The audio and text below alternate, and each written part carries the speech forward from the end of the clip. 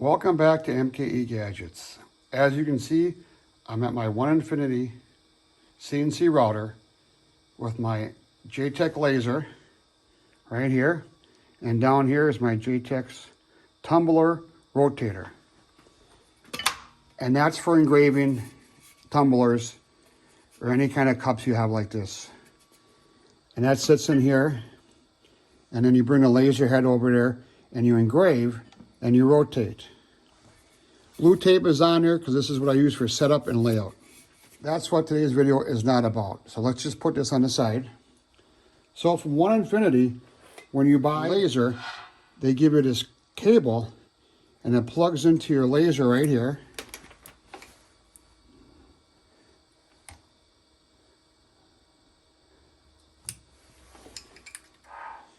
The other end, the smaller black end, plugs into your controller for your CNC router, and that's underneath my table, and it's very hard to get at it. Now some people have their controller on the side, and I just don't have room. I like my controller box on the bottom because it keeps it clean. So what I have to do, let me scan back. So what I have to do is remove these boxes, and this is all stuff for the laser, extra parts, stuff I'm working on, projects.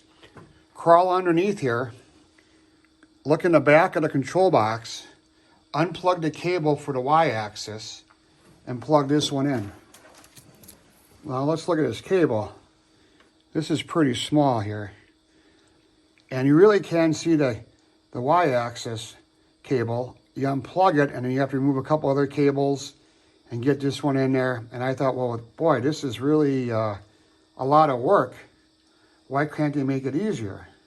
So after about 5 minutes of struggling, I called JTech's laser service and I talked to one of their technicians and I proposed that they make a new cable.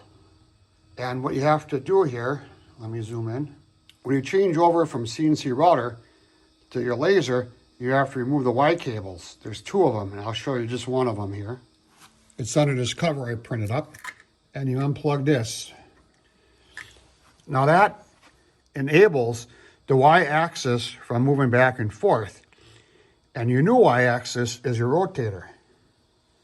Well, since the other side of this cable goes down to your controller, and you have to unplug this cable and plug this one in, I thought, too bad this plug and this plug are incompatible.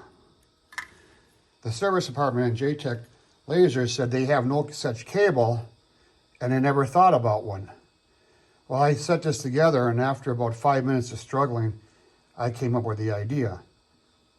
So I went on their website and I found out this connector. I found out the name of this connector, and then by doing a little research on this cable, I don't know if you can read that, 22 gauge, stranded, and it's 4 wires in there. So on their website, they don't sell the 4-way plugs. So I went to the internet and I found the source, and I'll put a description in my description here. And I found and purchased these plugs, 4-way plugs, male and female, with the inside connectors, a 5-pack for about $9. On the OEM plug, the big white part goes into the laser, and the black small plug go into the controller. So when I made mine, I labeled the cable Y cable and rotator cable. Since both plugs are white, I put a little black dot on there, and that's going to be helpful when I make the cable. So now all I have to do is plug the black one, which the black dot, into there. Plug the opposite end of my cable into there. And that took maybe 30 seconds versus having to crawl underneath there. So let me take you over to the workbench and I'll show you how to make this cable. So here's the OEM cable. For those who don't know, OEM means original equipment manufacturer. This is as it came from the company. So what you have to do here is some reverse engineering, and you got to figure the pin out here. There's 4 pins in each of these, and if you can see there, they're color coded. So I took a piece of paper And it's Molex Mini Fit Junior, and I'm using 22 gauge. Took some notes here. And this is the white end, and I drew a picture with the different pins on there. So if you look at this, this matches that picture. You got a tab in the top and bottom, and then one on here, the right side. And I drew A, B, C, D. Now in the black one, again, I looked at that, and here it has a locking tab on the top. I drew that on the top, and I corresponded A, D, C, B. Over here, I looked at the colors. A is red, B is black, C is yellow, and D is white. So now I know my pinout. So the first thing you do when you make a cable is put your shrink tubing on. And I didn't shrink that yet, but I will in the future. I just want to use this cable for a while and make sure it works the way I want it to. So the kit comes with the terminals here, and there's male and female terminals, and it comes with the connectors, and there's male and female connectors. Now this kit came with 5 of each, and I only used 2 of the females. One of the tools you're going to need is this pin removing tool. And I bought this, I think it was $12, and you go in there and you can take the pins apart. This is really important because when I started assembling, I assembled it backwards. I was going A, B, C, D in the wrong order, and you have to push this in there and pop the pins out. I highly recommend getting one of these. So these are the female terminals. They go into the female plug, and you can see the male terminals go right in there. The female terminals won't be used at all in this project. So we're going to concentrate on the male terminals, and they come on a rail like this, and you wiggle it off and you break it. Now these terminals are very tiny and hard to work with, and I did a lot of trial and error. Let's see if they can focus on that end. You can see these 2 tabs here. They get bent over on the insulation part. You can see inward from those 2 tabs are 2 smaller tabs. They get crimped down onto the bare wire and make your electrical connection. So I'm using 1/4 inch shrink tubing, 2 inches long, and I stripped the outside cable 2 inches.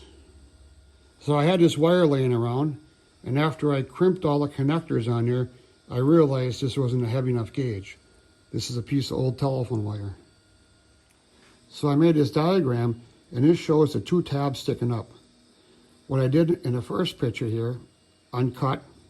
Second one, I cut the left leg about half off, and I kind of pre-bent that, and I kind of pre-bent the other leg over it, and I crimped it. Let me show you how I did that. So here's that connector. I'm just going to trim off about half of that. I don't know if you can see that, but now it looks like that. With these needle nose pliers, I'm going to kind of bend that tab over. Don't bend it too far over because you got to get that wire in there. And the longer tab, I'm also going to bend over.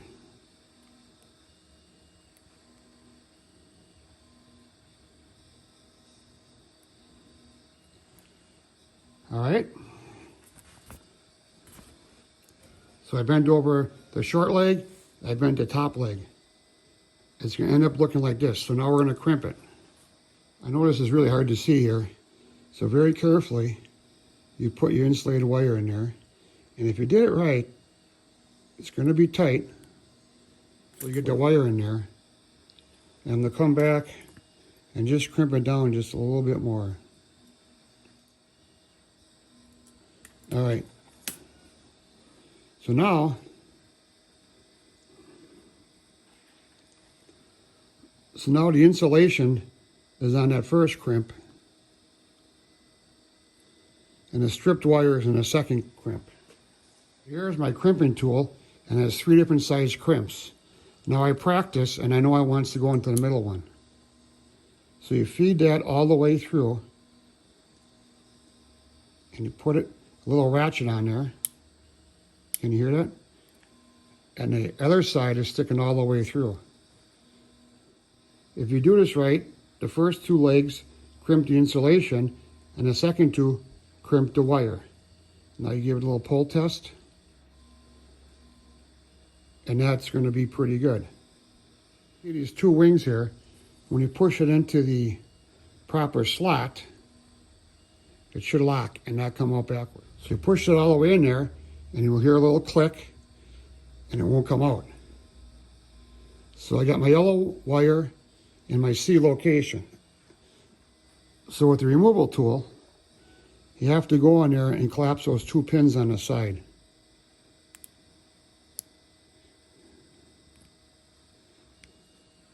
Push it on there, now you can pull it out. This takes practice. Crimping this wire takes practice. Now, this is the process I developed in crimping this. If I'm doing it wrong, please let me know. Put a link down below in the comments. Put a comment down below. But I'm pulling on there, and that's pretty tight. With that, here's my cable. And to my surprise, it worked the first time. So with that, this is MKE Gadgets. Thank you for viewing this video. And please support my channel by subscribing. I'm trying to get to 1 million subscribers by the end of the year. Thanks. We'll see you tomorrow.